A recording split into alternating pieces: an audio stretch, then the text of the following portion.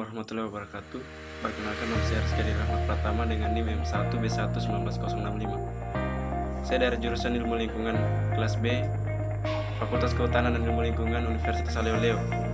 Di sini saya akan mempresentasikan materi saya yang mengenai manusia perancang keberlangsungan lingkungan. Adapun pokok bahasan yang akan saya bahas di sini yaitu yang pertama, melambangkan kembali kearifan lokal tradisional. Yang kedua, mewaspadai modernisasi dan kemunculan masyarakat berisiko atau the risk society. Yang ketiga, mengampanyekan atau sustainable society. Termasuk pada pembahasan pertama yaitu melembagakan kembali kearifan lokal tradisional.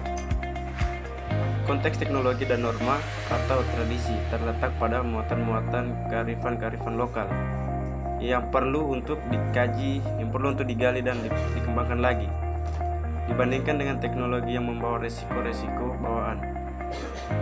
Sistem pengetahuan tradisional tidak pernah melakukan kerja-kerja eksploitasi karena hanya melayani kebutuhan pokok manusia secara subjektif sesuai dengan jumlah optimum yang dibutuhkan, di mana jumlah sumber daya yang dibutuhkan tidak pernah disioptisasi secara besar-besaran berdasarkan Undang-Undang Nomor 32 Tahun 2009 tentang Perlindungan dan Pengelolaan Lingkungan pada pasal 1 ayat 30, di mana berbunyi kearifan lokal adalah nilai-nilai luhur yang berlaku di mata kehidupan masyarakat untuk antara lain melindungi dan mengelola lingkungan hidup secara lestari.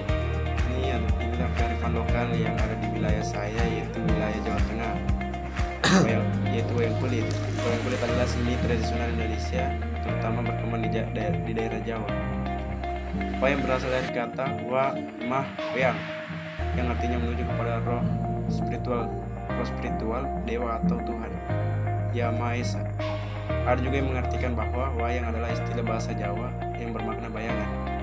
Hal ini disebabkan karena penonton juga bisa menonton wayang dari belakang clear atau hanya bayangannya saja.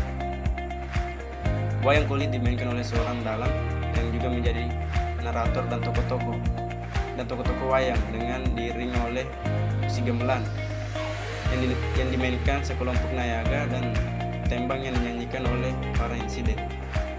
Dalam memainkan wayang kulit, di balik kelir yaitu layar yang berbuat dari kain putih, sementara di belakangnya yaitu disorotkan lampu listrik atau lampu minyak, sehingga para penonton yang berada di sisi lain layar dapat melihat bayangan wayang yang jatuh ke kilir. Untuk dapat memahami cerita wayang atau lakon, penonton harus memiliki pengetahuan akan tokoh-tokoh wayang yang bayangannya tampil di layar.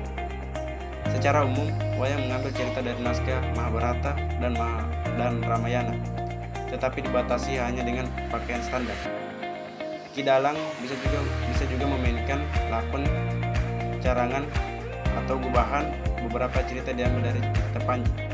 Termasuk pada pembahasan kedua yaitu mewaspadai modernisasi dan kemunculan masyarakat berisiko atau dari society. Lembaga-lembaga tidak terlepas atau yang selalu dilestarikan di setiap budaya dan suku. Hampir semua kalangan setuju bahwa saat ini kita sedang memasuki peradaban modern. Peradaban yang berproses menuju kemajuan, di mana kemajuan tersebut tidak lagi hanya sebatas kemajuan berpikir, tetapi juga kemajuan dalam menciptakan dan penguasaan teknologi. Bahkan kemajuan tersebut hampir mempengaruhi seluruh sistem kehidupan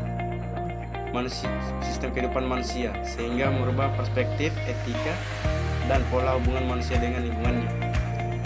Bukanlah menjadi suatu yang mengkhawatirkan, karena kondisi global merupakan peluang strategis untuk memberdayakan apa yang kita miliki dalam mencapai tanpa batas. Ciri-ciri masyarakat modern. Yang pertama yaitu perkembangan masyarakat di bawah kendali ilmu, teknologi, dan pemikiran nasional. Yang kedua, perkembangan pesat masyarakat menuju kondisi semakin global, baik berkaitan dengan wilayah, hierarki ekonomi, marko, investasi, politik, maupun pada perkembangan dan penyebaran teknologi.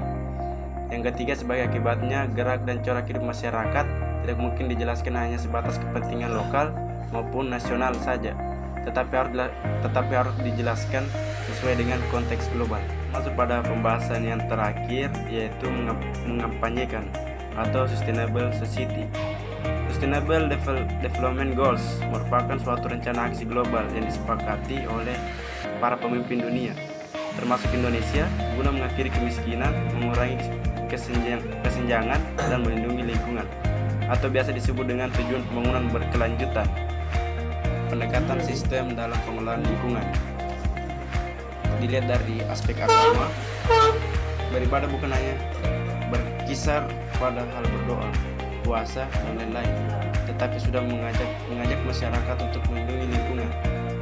Dilihat dari aspek pendidikan, pembentukan watak dan karakter manusia. Sedangkan dari aspek hukum, yaitu membangun ide dan kesadaran tentang penyelamatan lingkungan. Yang selanjutnya dilihat dari aspek ekonomi, yaitu pembangunan yang mengorbankan segala sumber daya yang ada demi mendapatkan keuntungan yang besar.